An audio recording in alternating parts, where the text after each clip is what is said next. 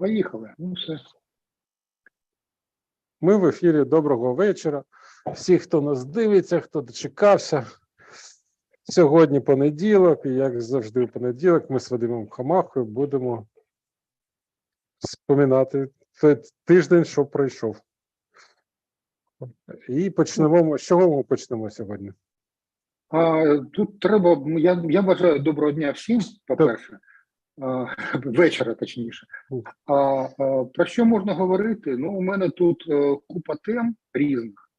Я не знаю, наскільки вони всі пов'язані, як завжди, але спочатку про фронт, про зброю, про підготовку до контрнаступу, про Пригожина. Ну, треба оце таке, про це треба говорити, тому що від цього все залежить. Далі це будемо говорити, я так думаю, про виток інформації, який трапився в Сполучених Штатах.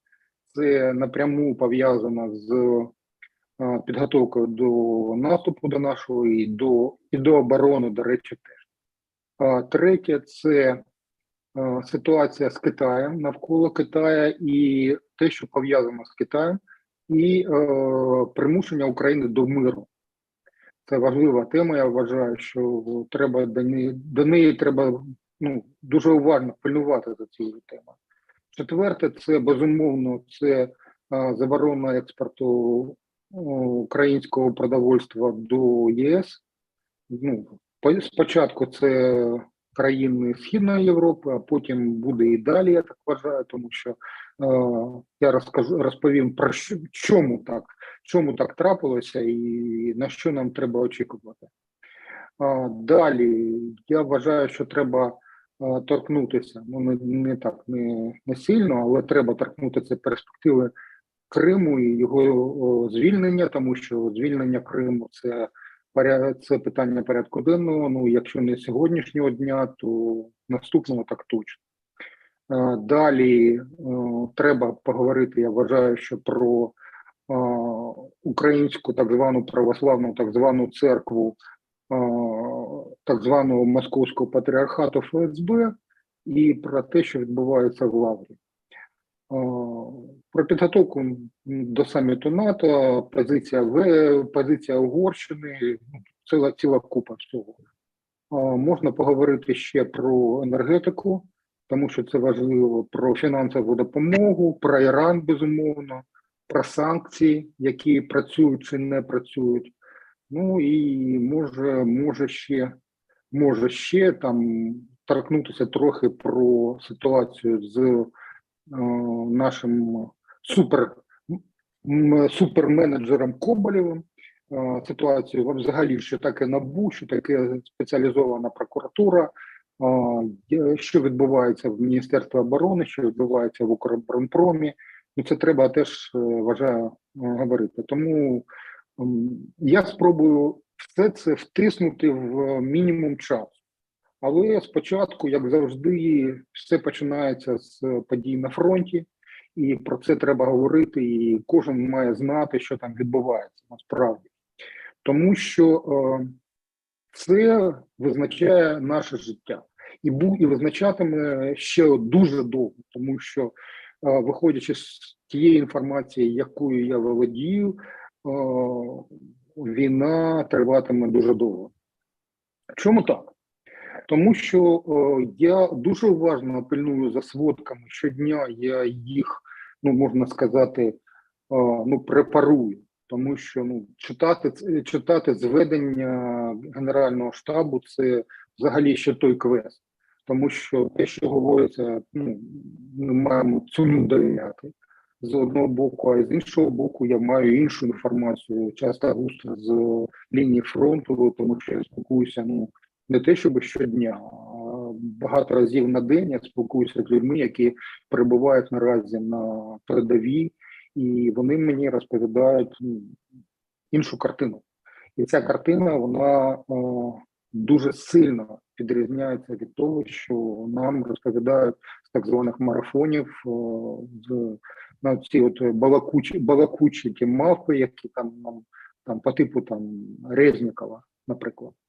І вони просто тупо брешуть. Ну, це правда. Ну, що я можу сказати з цього приводу? Ну, вони брешуть. Тому що, якщо дивитися на мапу, наприклад, там, я рекомендую всім користуватися Deep State Map, тому що вона, на мою думку, наразі вона є найадекватнішою. Я не можу сказати, що вона на 100% стикається з реальністю, але все ж таки, я вважаю, що вона правильна. І тому, коли ви подивитесь на Deep State Map, там є можливість прокрутити трохи назад, і потім в такому прискореному режимі день за днем день від дня подивитися, що відбувається насправді на лінії фронту. І тоді ви можете подивитися, що реальна ситуація в Бахмуті для українських військ, вона вкрай важка. Ну, вона настільки важка, наскільки це важливо, тому що щодня ми втрачаємо там квартал, 3-5 кварталів міста. Що це таке? Якщо на мапу дивитися, то це дуже небагато. Але насправді, якщо це перевести в боєздатні підрозділи, то ми втрачаємо наші втрати дуже великі, тому що якщо ми будемо говорити про контрнаступ, то в контрнаступі мають бути задіяні найдосвідченіші частини, тому що ті частини, які не обстріляні, які не пройшли бойове злагодження, які не мають досвіду ведення масштабних бойових дій, вони не можуть зробити ті самі прориви, про які там всі нам говорять зараз. І тому наші втрати під Бахмутом і під Авдіївкою, вони досить такі чутливі насправді. Така ж сама ситуація відбувається навколо Кремінної. Там нам допомагають ліси, і це дуже добре, тому що там сконцентровано військ, я вважаю, що там військ сконцентровано більше, ніж в Бахмуті, і більше, ніж в Авдіївці. І там щільність артилерійського вогню і авіаційна підтримка російська, вона дуже потужна, насправді. Останніми днями, погода така стала вже більш-менш нормальна, і останніми днями ситуація на лінії фронту для нас погіршила. Чому? Тому що росіяни масово задіяли авіацію штурмову, і ця штурмова авіація завдає дуже потужних ударів, і ми маємо ці проблеми, великі проблеми, насправді, в прифронтових містах, містечках і в селах. І плюс вони дуже масово застосовують ракетні установки, такі як С-300, це установки ППО, і вони обстрілюють ці міста.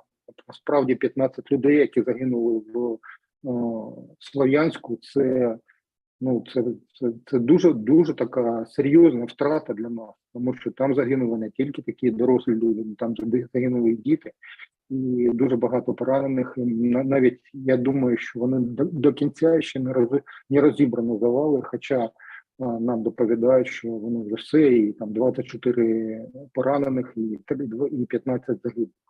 Насправді 4 людей так і не знайшли. І про що ми можемо говорити в цьому випадку, наприклад, коли ми дивимося на те, що відбувається в Авдіївці або в Мар'їнці. Росія масово застосовує фронтову авіацію. Чому я на це так акцентую все?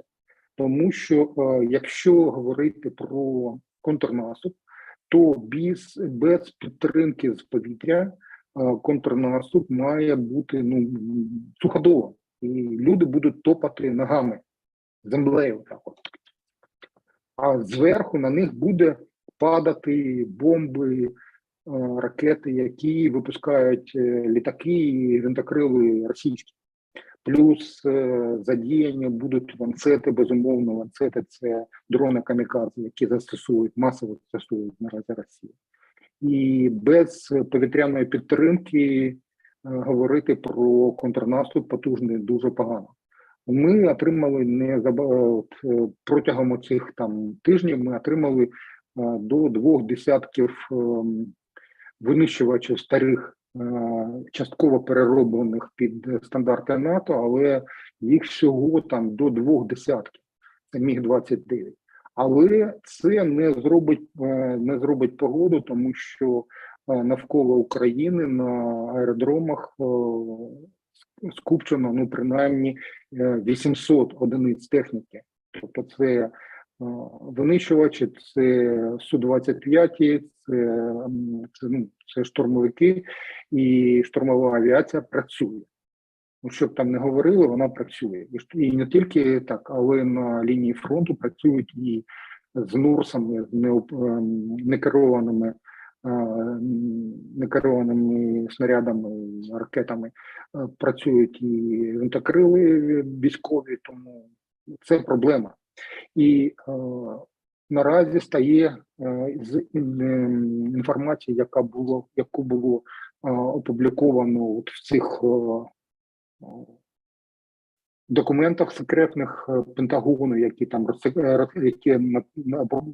які було оприлюднено, з них можна побачити, що Україна не має достатньої кількості ракет ППО. Немає, їх просто тупо немає. І цю дірку намагаються наразі закрити. І в 2 останніх пакетах воєнної допомоги Сполучених Штатів ракети були однією з основних позицій. Але я хочу ще раз наголосити, що без авіації на контрнаступ може захлинутися. Що б там не говорили, тому що нам потрібно закрити небо, по-перше. Небо над тими підрозділами, які підуть у нас.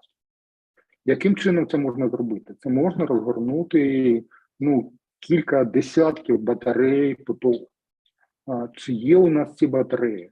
Я думаю, що наступного десь тижня ми отримаємо один комплекс Патріот. У нас є два комплекси IRIS-T і SLM, комплекси середнього радіусу дії, малого і середнього радіусу дії. Патріот – це вже середній і більш дальній радіус. І у нас майже немає ракет до застарілих оцих радянських комплексів С-300, якими нас Росія щодня на нас кидає. У нас їх просто майже немає. Така ж сама ситуація по ракетах для інших комплексів ППО. Чи є у нас ті старстріки? Старстрік це непогано, але вони всі, наскільки я розумію, вони сконцентровані наразі біля енергетичних об'єктів і в Києві, в Дніпрі. І скільки з них буде на лінії фронту, я поки не знаю. Тобто на контрнаступ це окрема тема, і вона пов'язана не тільки з нашими бажаннями або з розмірковуванням диванних експертів, ні. Я просто хочу наголосити, що це дуже великий комплекс робіт, це проєкт. І може не один проєкт, не 2 і не 3. Це кілька проєктів, які пов'язані один з одним. І якщо не брати до уваги оці речі, то ми можемо отримати не перемогу, яку від нас очікує Захід, тому що висловлювання того президента Павла Чеського, колишнього генерала НАТО, він сказав, що у України є єдиний шанс, насправді. І це досить, я вважаю, досить правильна думка, тому що від нас очікують результат. Якщо результат буде поганий, або він буде взагалі не результат, а буде якийсь шик, то підтримка, вона буде не такою активною. І тому я вважаю, що в документах, що була оприлюднена дата початку контрнаступу, це 30 квітня, я вважаю, що ця дата буде змінена. І коли слід очікувати контрнаступу, я вважаю, що це може очікувати на нього лише влітку. І не раніше, тому що не буде підготовки. Кількість танків, які ми отримали, ну, насправді, якщо подивитися на загальну кількість техніки, яка наразі задіяна, то може йтися про кілька тисяч з обох боків одиниць техніки. І чи змінить ситуацію 100 танків «Леопард», наприклад, там, і 12 танків «Челленджер 2». Я вважаю, що ні. Тому що ці танки, вони класні, але їх треба багато. Плюс треба дивитися, безумовно, на те, що у нас є з аналогами так званих термінаторів, це БМП американські і Бредлі, це нормальні вони БМП, і плюс Мардери, які у нас вже є, вони вже є. І трохи буде росомахів. Росомахи з'являться на лінії фронту перші. Я вважаю, що десь за 3, 4, 5, 6 тижнів. І їх буде, попри те, що їх замовили 200 штук, вони будуть постачатися маленькими партіями, там 3-5 в місяць. Це цикл виробництва, їх треба виробляти. Вони робляться з нуля. Їх немає на складі в армії військо-польського. Немає. І тому для того, щоб їх отримати, треба певний час. Так само, як буде з танками Абрамс, наприклад, Абрамс М1, А1 попередньої версії. До речі, такі ж самі танки отримає і Польща. І я не виключаю варіанту, що ці танки, які наразі будуть надані Польщі, будуть передані Україні, тому що Польща отримає, крім Абрамсів, ще танки з Південної Кореї. Тобто, я вважаю, що раніше, ніж літо, нам очікувати на якийсь там контрнаступ не можна. Але оці місяці, там 1,5 місяці, які нас там, а може й 2 місяці, треба дивитися з широко розчиненими очима на ситуацію, тому що ми втрачаємо людей, а без людей наступу не буде. І тут є ціна.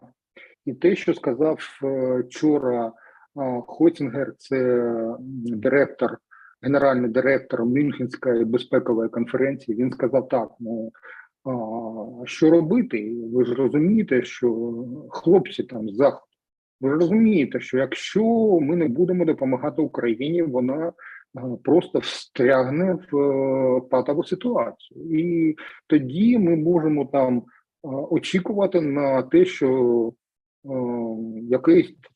за певний час Росія там відновиться і вона знову буде загрозою, але вже не тільки для України, а вже й для інших країн НАТО, принаймні для Польщі, принаймні для країн Балтії і вже для Фінляндії. На це треба дивитися, тому що кордон Фінляндії з Росією – це понад 1000 кілометрів. І це теж проблема. Його треба боронити, цей кордон. Тобто це все дуже складно. І тому у нас реально, у нашого керівництва військового немає шансу на... Тут не може бути Акела не може стратити. І саме тому така ситуація. Тепер давайте так ще скажу. Те, що відбувається наразі в Мар'їнці, у мене там є люди, і вони мені розповідають, що в день протягом дня буває до 30 атак. Ви навіть не розумієте, що це таке, що таке 30 атак за день. Тобто це кілька атак на годину. Це правда. І вони намагаються за будь-яку ціну взяти цю Мар'їнку. Мар'їнка – це навіть не Бахмут. Мар'їнка – це одна вулиця і трохи в боки – це такі маленькі вулички. А насправді Мар'їнка такий, я бажаю, скільки там, 3 кілометри чи 4 кілометри завдовжки Це таке містечко, яке розтягнулося уздовж дороги, яка йде на Запорізька так звана траса Донець-Запоріжжя. І є об'їзна дорога через Побєду, і є пряма дорога через Мар'їнку. Так ось от уздовж цієї дороги тривають бої. Вже я вважаю, понад рік вони тривають. І вони намагаються цю прорвати нашу оборону. І там хлопці стоять на смерть. Я хочу сказати, що там ситуація, попри те, що нам там розповідають, там ситуація не майже така ж сама, як і у Бахмуті. Просто в Мар'їнці немає Вагнера. Просто його немає. Там є мотострілецькі частини так званої Донецької народної міліції і трохи десантників, і є ще, там є такі батальйони мотових такої різного там набраного, але вони не такі.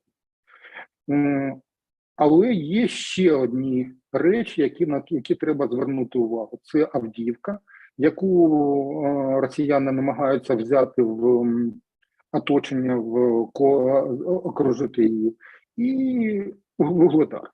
В Вугледарі стоїть 72-га, і вона раз за разом цих десантників, склад за складом цієї дивізії, славетної, яка там, Бучанської дивізії, яка там строїла різанину, вони їх там проріжують. І така ж сама ситуація під Авдіївкою. Але якщо навколо Вугледару там все нормально, то поблизу Авдіївки, на північ від Авдіївки, там є проблеми. Певні проблеми, тобто вони просуваються. Так само, як вони просуваються в Бахмуті. І тому така от ситуація на лінії фронту. І ще олії у вогонь підвела стаття Пригожина. Я вважаю, що на це треба було звернути увагу. Статті немає в відкритому доступі, тому що її було розміщено на сайті Вагнера, а Вагнер обмежив доступ до свого сайту тільки територію Росії. Але мені вдалося прочитати цю статтю яким-то певним чином. Я її прочитав. І що я хочу сказати? Вагнер – це реальна сила. Щоб ви розуміли, у Вагнера наразі там всі оці те, що там стагнав там цей Пригожин, що там те не дають. Насправді все не так погано. Тому що безпілотників у нього вистачає, операторів безпілотників у нього вистачає, і вони завдають нам ударів досить потужних, тому що безпілотники наразі це засіб, дуже ефективний засіб боротьби на лінії фронту. Плюс у них є новітні танки російські, основні танки Т-90, яких немає навіть у регулярних підрозділів в російській армії, а у Пригожина вони є. У Пригожина є вертольоти, у Пригожина є штурмова авіація в ПВК, ви розумієте? Вона є. І вона, наприклад, там сушки, вони працюють з аеродрому Підміллєрова до Латинка, і вони працюють досить ефективно, щоб ви розуміли. Тобто навіть без аеродрому Підскоку вони працюють, вони прилітають прямо з Ростовської області, і там звідти працює авіація ПВК. Як до цього ставитися? Тобто у приватної військової компанії, яка має склад армії, десь там за 30 тисяч, тобто це регулярна армія, вона має на озброєнні новітні танки, вона має на озброєнні новітні дрони, вона має на озброєнні авіацію, вона має на озброєнні різні калібри, БМП, там, мотовиги, там, у них є все, розумієте? І це боєздатна одиниця. Причому ця боєздатна одиниця має, командири цієї одиниці мають досить такий досвід потужний, тому що вони пройшли багато війн. І вони вони не рахують оці там м'ясо, яке вони там рекрутують або беруть десь ще. Але командири залишаються на своїх місцях. І ці командири мають дуже потужний досвід. І тому нас в Бахмуті потроху тиснуть. Саме не десантники, про яких там нам говорять, ну так, десантники там є, безумовно. Але саме штурмові підрозділи, це саме Вагнер. І те, що написав Пригожин, він написав дуже таку річ цікаву. Перше, на чому він наголосив? Він звернувся до Путіна і з проханням завершити спеціальну військову операцію. Завершити її. І сказати, що ми досягли своєї мети. І насправді так воно і є, тому що вони мають коридор суходолом до Криму, вони мають замкнуту вже систему залізниці, тому що через Донецьку область до Криму вже ходять потяги через Донецьку область.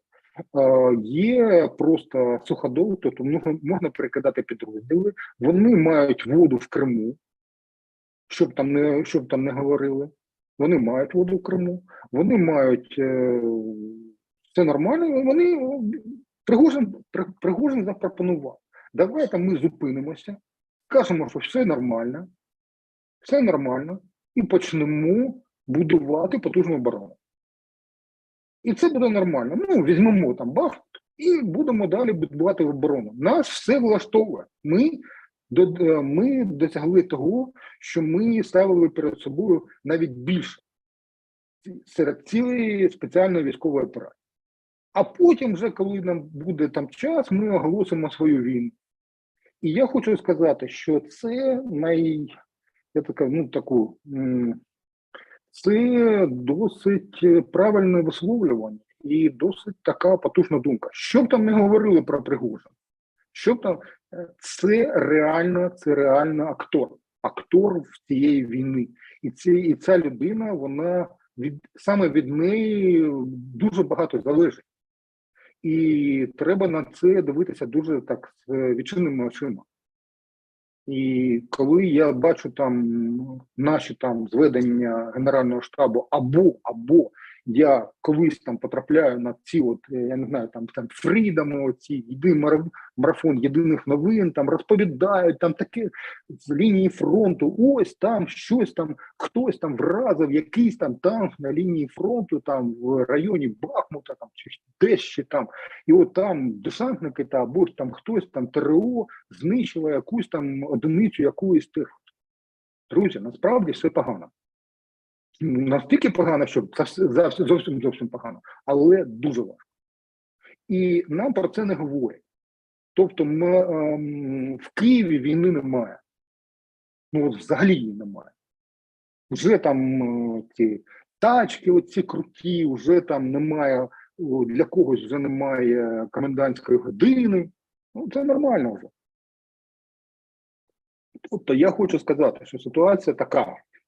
І тепер, якщо ми подивимося на оцей виток інформації, який трапився не минулого тижня, але він вибухнув, то можна на це дивитися з двох боків. По-перше, мій головний висновок – це те, що Сполучені Штати, розвідка Сполучених Штатів працює досить потужно. Тобто вони знають ситуацію зсередини, те, що відбувається в Росії. Причому вони знають інформацію напряму, це я бачу, напряму прямо з Кремля. Тобто хтось її зливає. І це не одна людина, це кілька людей. Не тільки в Кремлі, але й в Генеральному штабі, і у Пригожина, і у Кадирова, і всюди у них є люди. Або працює потужна технічна розвідка. Тобто, скоріш за все, це комплекс. І вони досить непогано знають ситуацію всередині Росії. І вони зробили висновок, що Росія не впаде. Ну, це перший висновок. Другий висновок. те, що ситуація на фронті у нас не дуже. Нам багато чого не вистачає. Третій висновок. Вони стежать за всіма. Тобто вони стежать і за союзниками, вони стежать і за тими, хто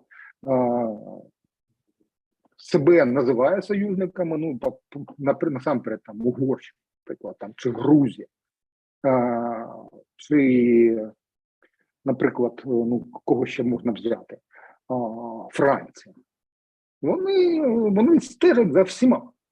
І оцей великий брат, він стежить, але я не побачив, я дивився на ці документи, не на всі, ну я на ці витоки я дивився в різних місцях, і я не побачив там реально, ну крім одного місця, де названо дату там 30 квітня, я не побачив нормальної інформації щодо українських планів. Крім цього там 30 квітня. Тобто там є втрати, там є витрачання боєприпасів, там є витрачання ракет для РСЗО «Хаймерс», там є багато чого, але там немає цих планів. Чому так? Тому що ну, щось Залужний безпосередньо Міллі розповідає, але не все. І це нас, я можу сказати, врятувало з цього витоку. Що це був за виток? Взагалі, що це було? От що це було? Тобто я не вірю, от на 100% я не вірю, що ось якийсь там навіть не лейтенант з Нацгвардії, це наше ТРО, в якогось штату, ну, авіаційне розвідкрило. Що таке крило? Крило – це дивізія. Авіаційної дивізії територіальної оборони. Ну, що це таке? Ну, тобто це прикриття конкретного штату з повітря. І щоб, ну, навіть там розвідкрило там і якийсь там технічний спеціаліст, який мав доступ до певної інформації, та я жодного разу я не повірив, щоб ця людина могла, не будучи там кулхацкером там, чи кимось ще, щоб ця людина могла отримати доступ до документів певного рівня. Ну, таких документів, як топ-секрет. А ось підкинути йому через певні канали, я вважаю, що це цілком було можливо. Тобто від нас намагаються наразі приховати, що відбулося. А що відбулося насправді? Відбувся хтось цю інформацію все ж таки десь взяв. Тобто це хтось міг загубити дипломат, портфель, хтось міг зробити цей кит принципово для того, щоб продемонструвати, що він може щось зробити. І тепер за наявних умов я вважаю, що адміністрація Байдена майже не має шансів, ну, Байден сам, а він вже оголосив про намір балотуватися на наступний срок, на наступний термін, він майже не має шансів на переобрання. Якщо не буде перемоги України, а до цього там залишилося там всього нічого, да, 1,5 роки. І якщо не буде перемоги, причому перемоги такої впевненої, яку буде визнано перемогу, то шансів на переобрання у Байдена небагато. Як це вплине на нас? А з різних боків. Я не можу сказати, що Байден – це абсолютне зло. Я не можу сказати, що Байден – це стекло. Я не можу сказати, що Байден – це наш там рятівник. Ні. У Сполучених Штатів, у глибинної держави Сполучених Штатів, з назвою Сполучених Штатів, там є власні преференції, власні плани. І Україна в цих планах, я думаю, що зараз на першому плані, а на другому, а може вже й на першому, це вже Китай. І минулий тиждень це підтвердив, 10 крат, 1000 крат. Чому так я вважаю? Тому що, ну, по-перше, те, що відбулося навколо Тайваню. Були потужні навчання. Навчання були всіх родів військ китайських.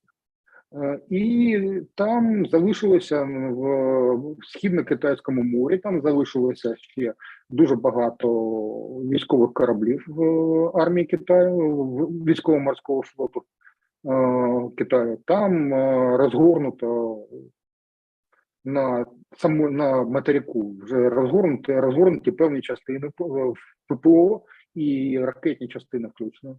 Там є системи стеження, РЕБи і так далі. І тобто Тайвань, щоб всі розуміли, Тайвань – це ключова країна для постачання чіпів. Тобто майже всі виробники, найбільші виробники, я хочу сказати, не майже всі, виробляють чіпи, найскладніші чіпи вони виробляють у Тайвані. Якщо Китай перерве цей ланцюжок постачання, то мало буде геть всі. Тобто буде така боротьба за мир, що камня на камені не залишиться.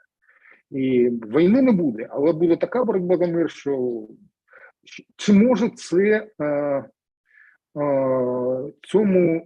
бути наслідком цього, чи може статися Третя світова війна? Так, це може бути. І Сполучені Штати до цього готуються. І я досить уважно подивився на документи щодо військового бюджету Сполучених Штатів. Він збільшився, і там дуже потужна частина з'явилася. Це розроблення новітніх видів зброї, тобто фінансування розробки. І друге – це багаторічні контракти на постачання ракет, на постачання гіперзвукових тощо. Там йдеться про ракети для комплексів «Хаймарс», там йдеться про ракети середнього радіусу дії, там йдеться про системи ППО, про артилерію, до речі, про снаряди, дуже багато. І тобто це не для України. Йдеться про Китай. Воювати на два фронти Сполучені Штати не будуть. Тобто у адміністрації Байдена до тих пір, поки Китай ще не підготувався до цього стрибку, є певний час. І якщо цей час не витратити на перемогу України, то можна отримати ще одну плюху з іншого боку. І я вважаю, що певна частина американських чиновників це дуже добре розуміє. А певна частина грається в ті іграшки, які грався Обама з Криму.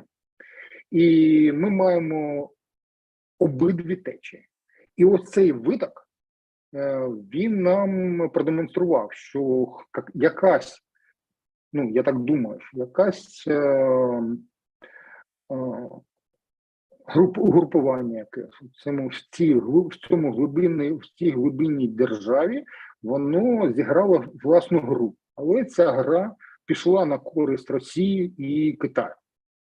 І що з цим робити? Дивитися на те, що буде далі відбуватися. Тобто, посадять цього там стрілочника, я вважаю, що він стрілочник, він там, що там нам розповідають про нього, це не важливо, тому що я вважаю, ще раз я підкреслюю, наголошую, що це не та людина, яка могла отримати доступ до цієї інформації. Або їй просто підкинули, він дебіл, корисний дебіл. А такі дебіли, їх можна використовувати як транспорт цієї інформації. От я вважаю, що цим дебілом скористалися досить ефективно. І вдарили насамперед по адміністрації Байдена, щоб він не отримав перемогу на виборах.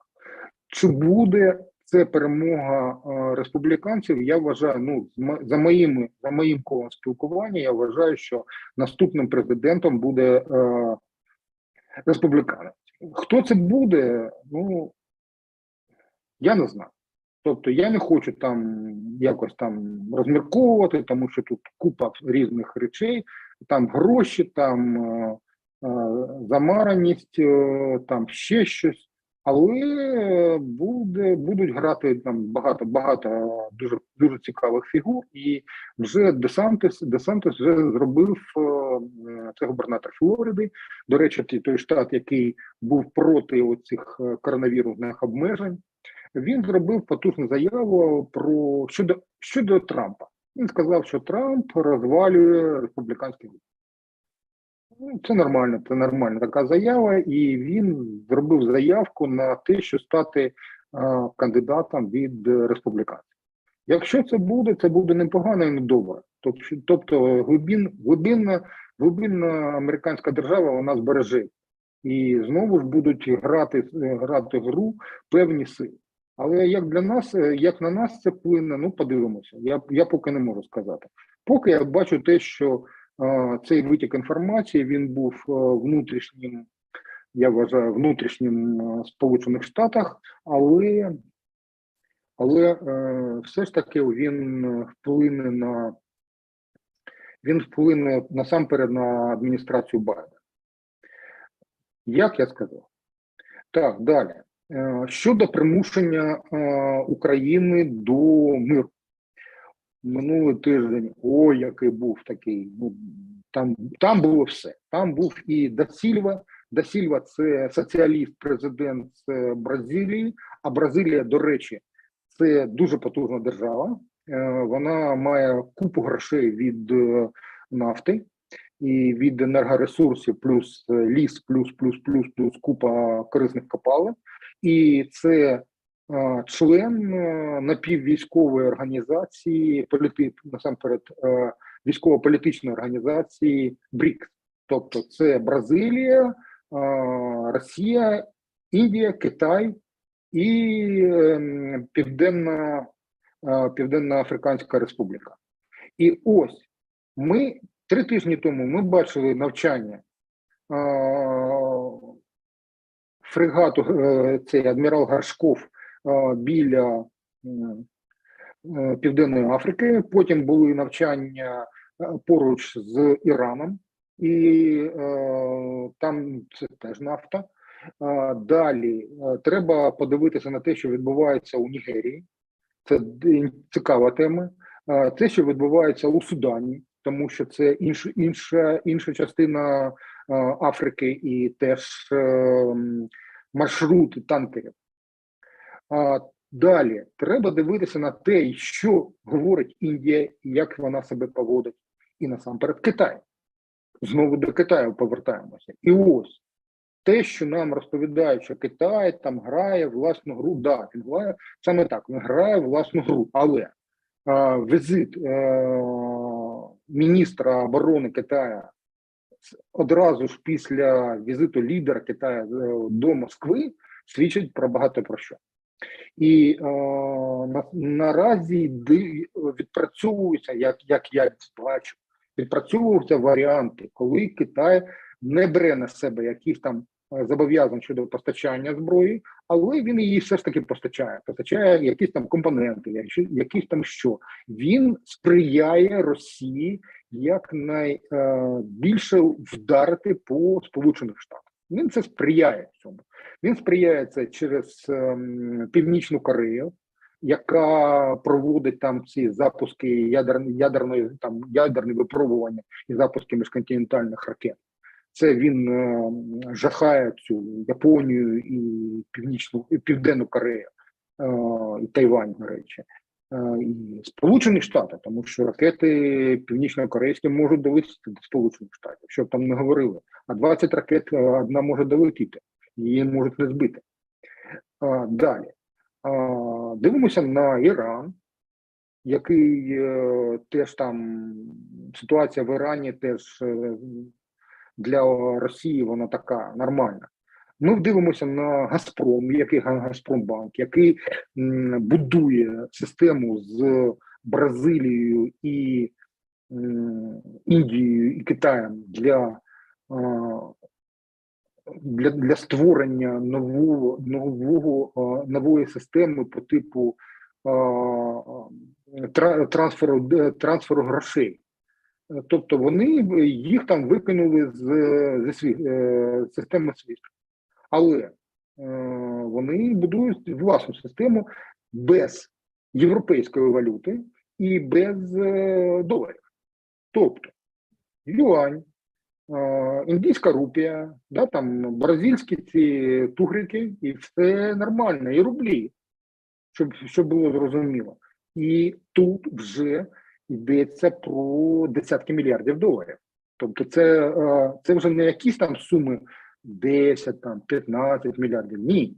Йдеться про вже за сотню мільярдів доларів. А де сотня, там і трильйон доларів. Я говорю про еквівалент. Що може надати Індія Росії? Вона може постачати компоненти. Те, що наразі не відбувається, це ні про що не говорить, насправді. Але ланцюжки будуються. Що, наприклад, ми бачимо в Ірані? Іран вже ремонтує російські літаки. Ну, не російські, а західні літаки, Боїнги і Airbus. Він вже їх ремонтує. Яким чином він це ремонтує? Де він бере компоненти? Ось тут виникають питання. Як пробивається оця система санкцій?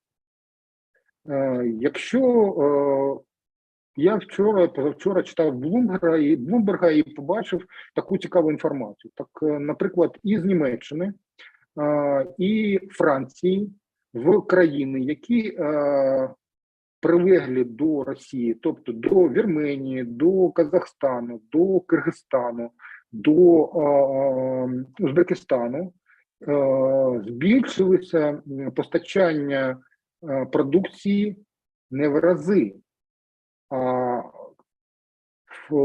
до Вірменії 300%, до Казахстану 200 з гаком відсотків, до Узбекистану 500%, тобто в 5 разів, якщо проти 2021 року. Тобто дірка є. А якщо подивитися на Індію, то там отака, там не просто дірка, там, я не знаю, там прірва, туди можна скинути геть усе. Ба більше, що Індія сама виробляє електронні компоненти, які так необхідні для Росії. І саме тому ці санкції якимось чином вони діють все ж таки. Але для того, щоб вони були реальними, треба не на півшишечки робити, а так, щоб вставляти так на повну. Але цього не робиться. Чому цього не робиться? Ось спробуйте самі відповісти. Чому це не робиться? Чому, наприклад, немає такого шаленого тиску на Індію з боку Сполучених Штатів? А тому, що там в Індії розташовані певні виробництва, які є критичними для Сполучених Штатів. Ну, наприклад, виробництво, через яке свого часу, і вони досі намагаються екстрадувати з Австрії Фірташа. Це про титан, який є в Індії. І яка оця система, чому там саме через Індію намагаються екстрадувати? Через корупцію в індійському уряді. Тому що це напряму зачіпає компанії Сполучених Штатів.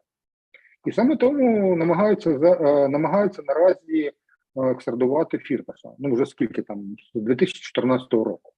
Намагаються екстрадувати, ну і ніяк не можуть екстрадувати, вивести його до цього. Вже скільки, 8 років це не було. Тобто, там тримають оборону дуже, дуже щиро. Досить про Китай. Ще скажу про що треба сказати. Тепер ще одна головна тема про зерно українське. Це взагалі тема. Чому я хочу сказати про зерно? Що таке зерно? Чому ця проблема виникла? Я скажу. Тому що минулого року, коли Росія вдерлася в Україну, Євросоюз відкрив шлюзи. І він дозволив експорт української продукції, насамперед необробленої продукції, тобто це необроблений мед, необроблений олія соняшникова, необроблений, ну як це, ну просто воно ще там рапс, збіжжя, пшениця. Я не знаю, ну тобто це те, що продукт нижчої ланки. Так ось, наші агрохолдинги, вони все, що вони експортують, ці гроші досі не з'явилися на валютній біржі. Якщо хтось не бачить цього, я раджу звернутися до сайту Національного банку України і подивитися тиждень за тижнем кількість валюти, яку регулятор, яка взагалі продається на біржі. Так ось, йдеться про 2 мільйони доларів на тиждень, 7 мільйонів, 3 мільйони. Минулого тижня взагалі нічого не було продано. Я про що? Про те, що всі гроші, які отримують агрохолдинги і продавці сировини, вони до України, якщо повертаються, то тільки по кишенях. І тут вже на увесь зріз стає питання, а що саме, яку саме допомогу нам потрібно брати у наших партнерів? І скільки цієї допомоги потрібно? Тобто ці гроші виключено з загального балансу, їх немає. Ну, тобто ці гроші, якщо б вони з'явилися на біржі, це приблизно там 300-400 мільйонів на тиждень. До мільярда на місяць. Мільярд доларів на валютній біржі. І це було б, ну, принаймні, це було б зрозуміло. Ці гроші б додалися б до тієї допомоги, і це дуже нам допомогло. Але цих грошей немає. В чому так? Тому що вся схема, яка побудована цими агротрейдерами і агрохолдингами, вона вся чорна. От вони працюють в чорному. Тобто вони оцю валютний виторг вони приховують. І як це зробити? Ну, тобто там, якщо ти не платиш податків, то ти робиш дуже красиву тему. Ти можеш демпінгувати. Що вони зробили в Європі? І одразу ж вся Східна Європа отримала, ну так звичайно, тому що українська продукція коштує дешево. Така українська продукція. І всі фермери східноєвропейських країн, вони почали там волати, ну що ж ви робите? Ми вам допомагаємо грошима, вашим там біженцям, ми допомагаємо вам технікам, ми допомагаємо вам всім, а ви нам серете, в кишені. Ну, насправді так. І перші, хто про це сказав, це були румуни. Вони сказали, ну так не можна, ну скільки можна, ваше збіжжя до нас йде, і воно йде за ціною в 2,5 рази менше, ніж те, що ми маємо на собівартість. І це не може бути, тому що наші фермери все.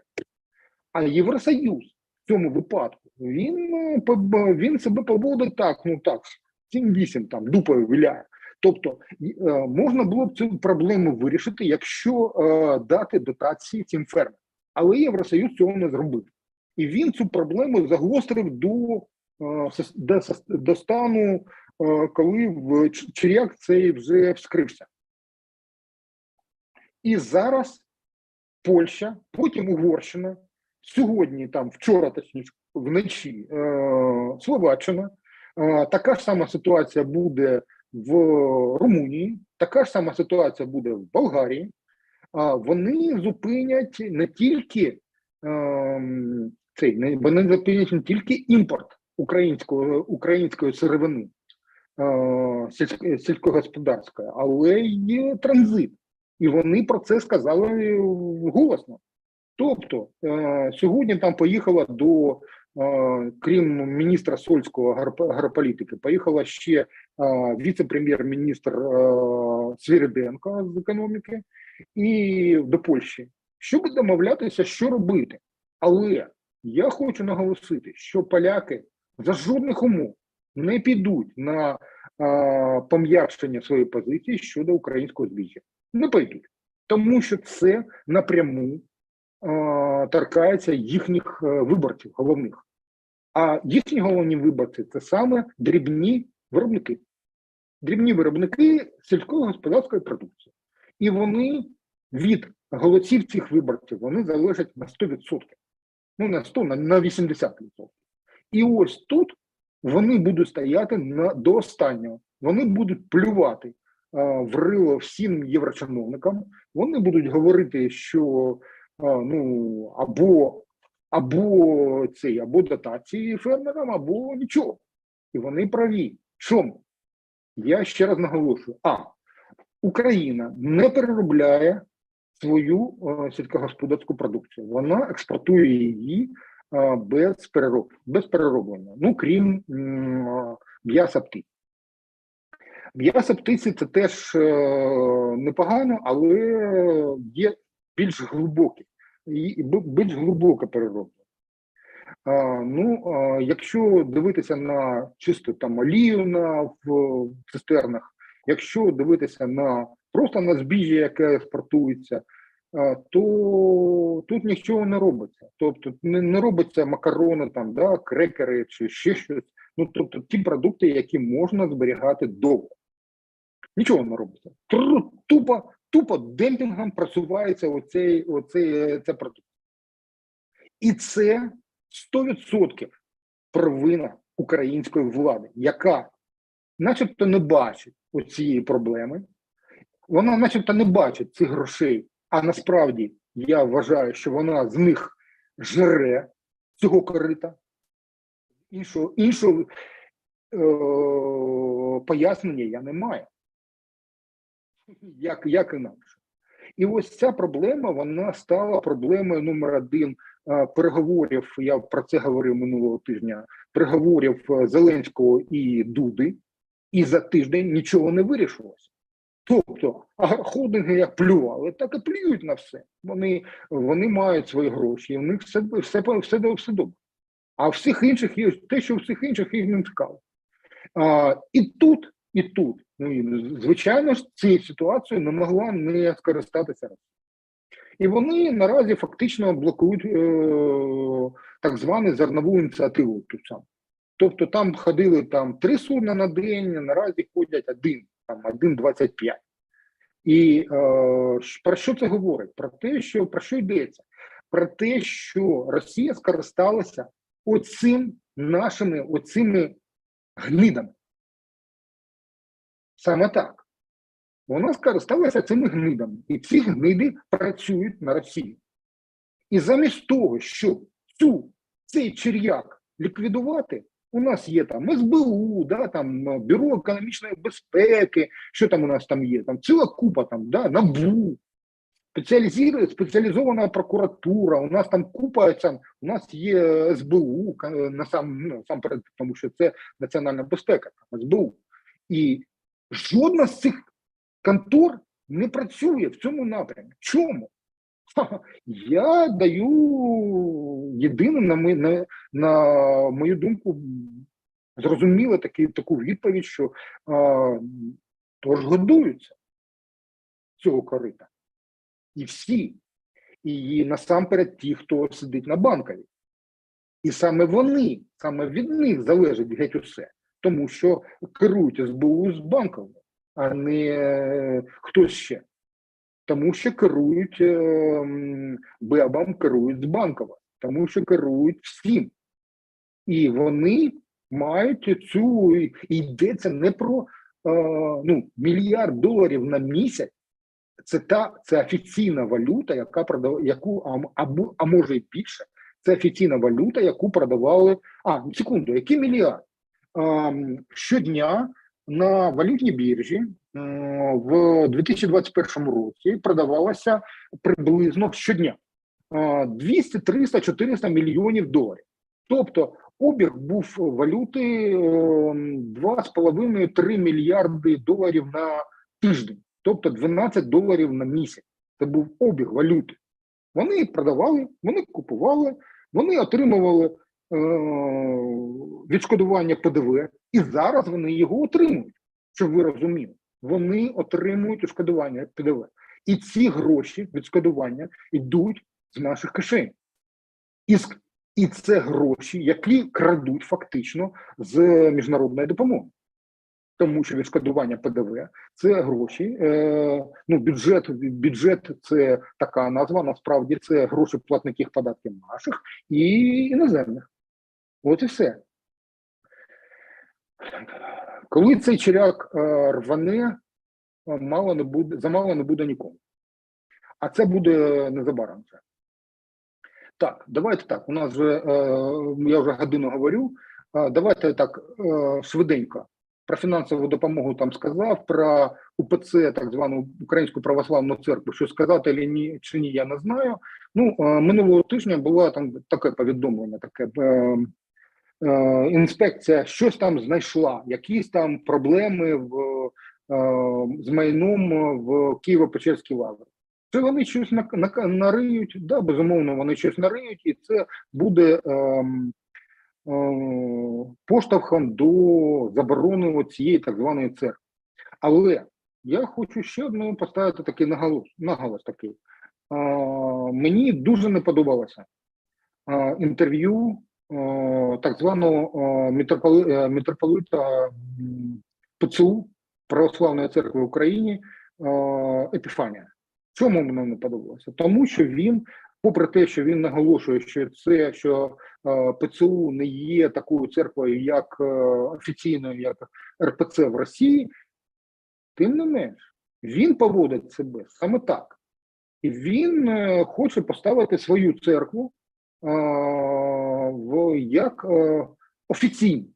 Що таке офіційна церква? Церква – це громадська організація, яка не сплачує податки.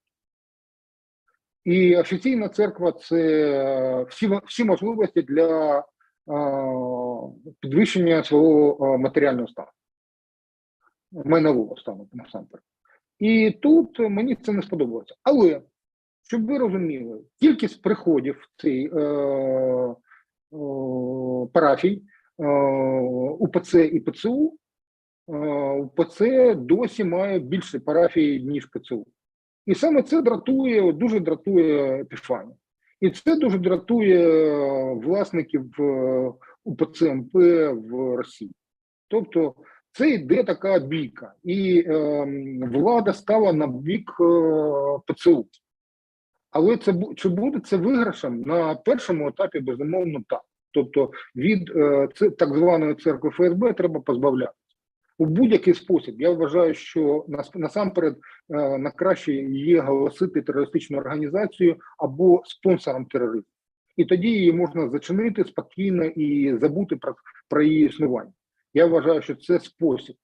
Але знову напівшишечки. Знову напівшишечки, тому що чіпати не можна, розхитувати там лодку, там човен не можна, тому що нашого щурика нудить. І це насправді так воно і є, тому що пропаганда, яку веде УПЦ, так звана українська, так звана православна, так звана церква, московського так званого патріархату, вона веде потужну пропаганду, російську пропаганду, з російськими наративами, які вони просувають. І люди, яким там промита мозок в цих церквах, вони давайте там мирно все вирішимо, так закінчимо все миром, і нам не потрібна війна, і все таке інше. Розумієте? Так, це може бути вибух, але якщо все ж таки, ще раз наголошую, якщо це заборонити, і на першому етапі просто позбавитися так званої церкви, то Україні буде трохи легше. Трохи. Не набагато легше, тому що ПЦУ так само не сплачує податків до бюджету. Тобто це безмитна, безподаткова зона. це насправді церква, це і є класичний варіант офшор. Класичний. Ну, тобто, це система, яка заробляє, але в власній країні. Як до цього ставитися? Ну, я насправді так вважаю. У кожної людини може бути своя віра. Кожна людина може вірити в будь-що. І там є там пастафаріанці, які там з цим з дуршлагом на голові, там є мормони, є хто там ще там, да, старообрядці, є там ортодокси, як там називають, да, православна церква, ортодокси. Є інші конфесії, є іудеї, є мусульмани, є дуже багато різних вір. Але якщо у нас в Конституції записано, що у нас немає державної церкви, що людина має право на власну релігійну свободу, то створення офіційної церкви я вважаю неправильним. Ну, це так. Я не проти Епіфанії, я не проти тих людей, хто ходить до ПЦУ. Я вважаю, що це наразі це позитивно, тому що вони просувають наш порядок денний.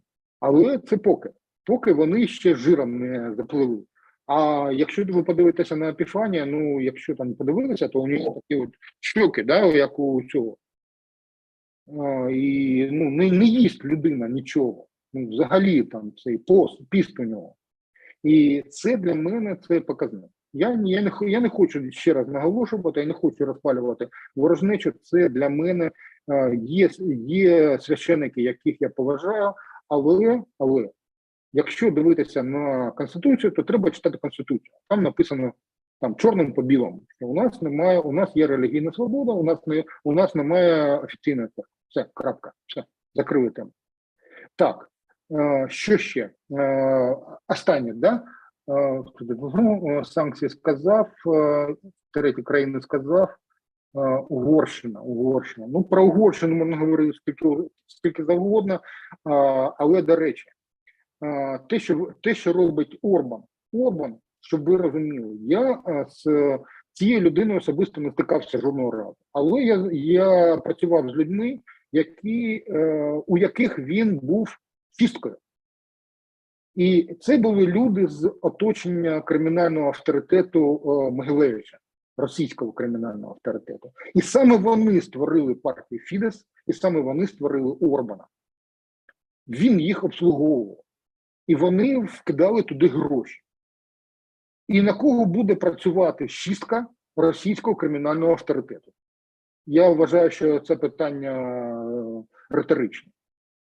Тому нам до Орбана треба ставитися як до ворога.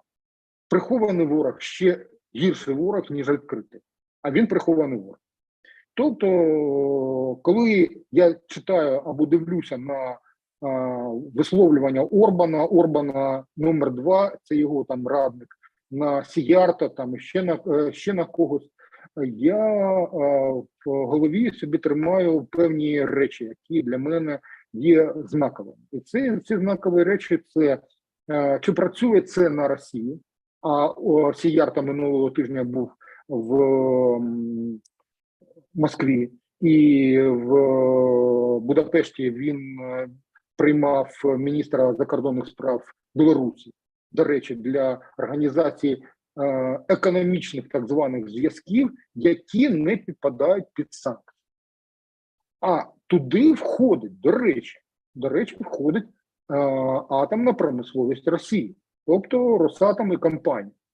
Тому що йшлося і про транспортування нафти нафтогоном «Дружба» через Білорусі і Україну, йшлося про мінеральне добриво, йшлося про газ, йшлося про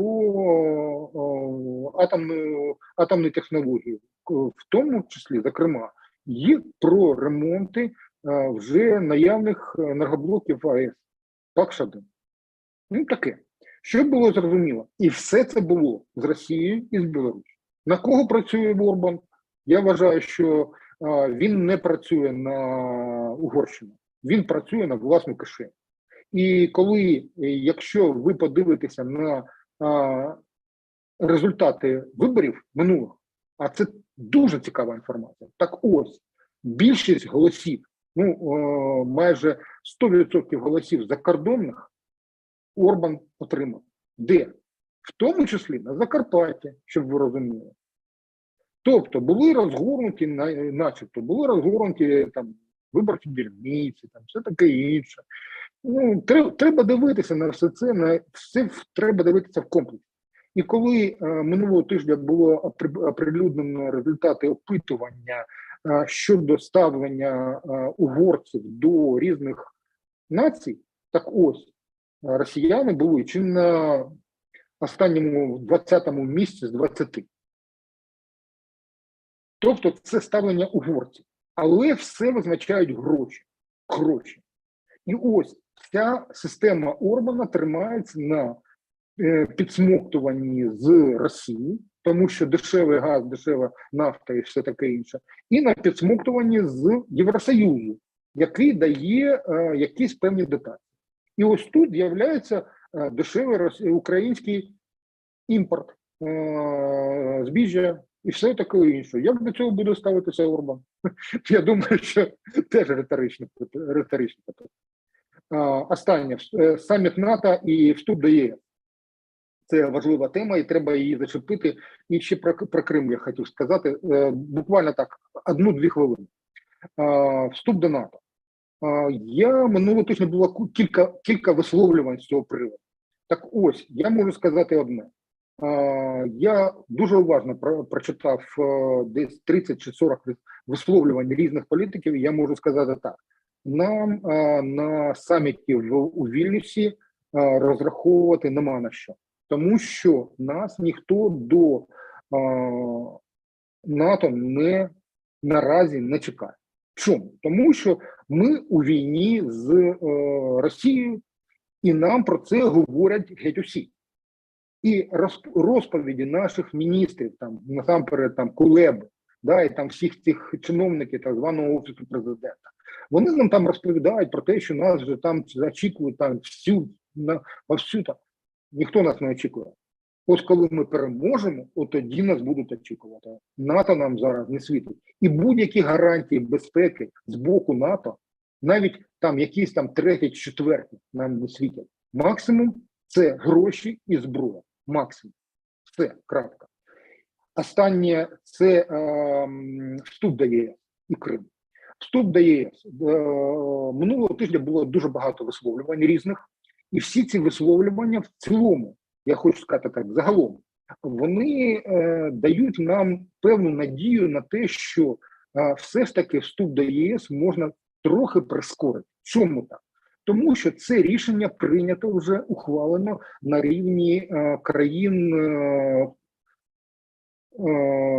ті, які на горі. Тобто це Нідерланди, це Німеччина, це Франція, і Італія. От що б там не говорив, вони в цілому вони не проти.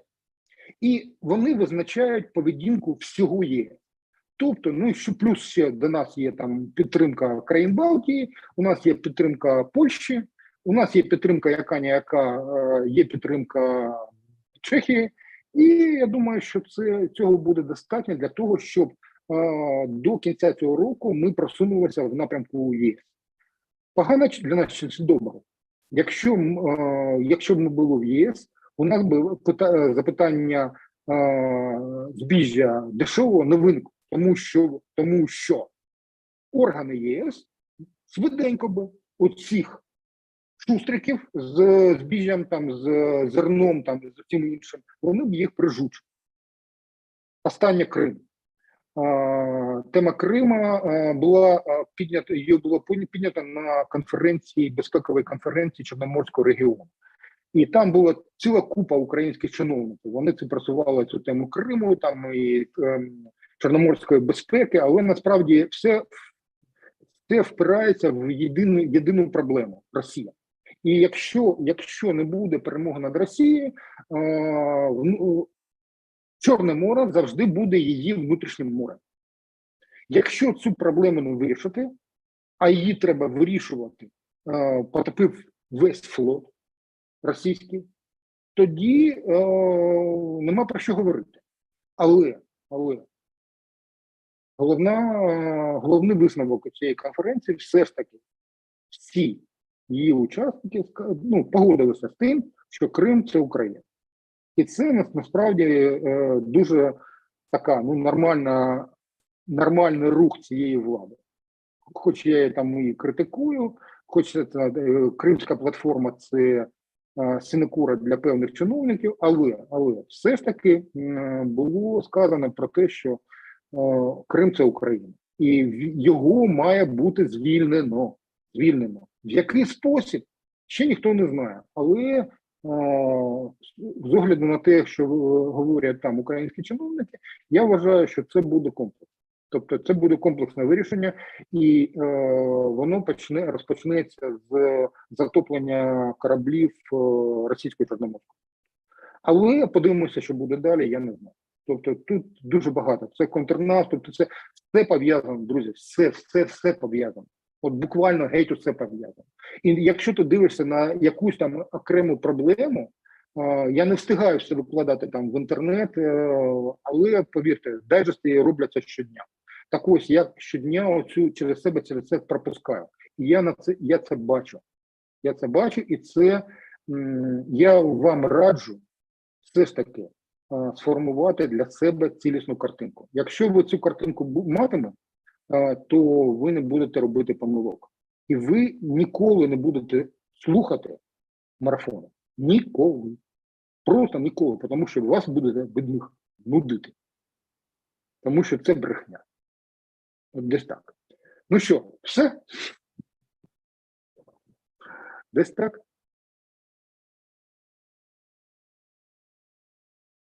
Я не чую, Дмитра.